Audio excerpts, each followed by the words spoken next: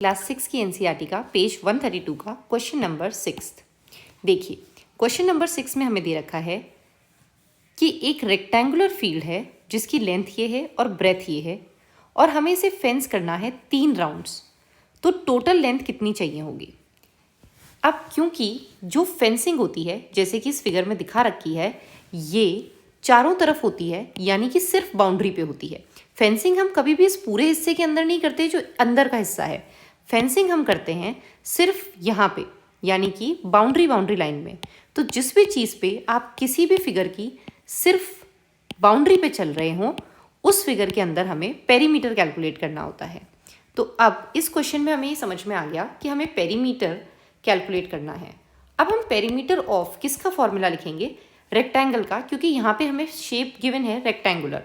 तो perimeter of rectangle का हम फॉर्मूला लिखेंगे जो कि होता है 2l+b। अब पेरीमीटर ऑफ रेक्टेंगल हमें नहीं पता इसलिए उसकी जगह p लिखेंगे, इक्वल टू की जगह इक्वल टू, 2 की जगह 2। लेंथ हमें क्वेश्चन के अंदर दी हुई है 230 और ब्रेथ दी हुई है 160। तो l की जगह हम लिखेंगे 230, प्लस की जगह प्लस और b की जगह 160। p इज इक्वल टू 2, 230 और 160 को अब हम ऐड करेंगे 0, 6 और 3 9, 2 और 1 3।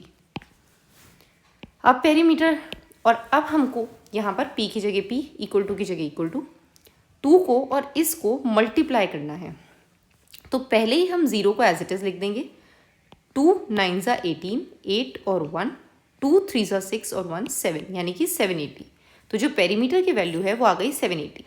अगर हमें सिर्फ इस रेक्टेंगल के ऊपर एक ही बार फेंस लगानी होती, यानी कि ऐसे ऐसे ऐसे और ऐसे, तो हमें इस पेरीमीटर की सिर्फ एक ही बार ज़रूरत होती, यानी कि 780।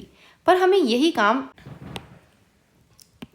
हमें इस पेरीमीटर की वैल्यू एक बार के लिए तो 780 आ गई, लेकिन हमें इस फिगर के ऊपर फेंसिंग की 3 लाइंस बनानी है, यानी कि एक बार फेंसिंग करनी है, फिर एक और बार फेंसिंग करनी है और फिर एक और बार फेंसिंग करनी है। क्योंकि हमें 3 बार फेंसिंग करनी है तो जो लेंथ ऑफ फेंसिंग रिक्वायर्ड होगी, लेंथ ऑफ फेंसिंग जो रिक्वायर्ड होगी वो हो जाएगी 3 इंटू पेरीमीटर, क्योंकि हमें 3 बार ये काम करना है। तो लेंथ आ जाएगी 3 इंटू जो गिवन पेरीमीटर है, यानी कि 780।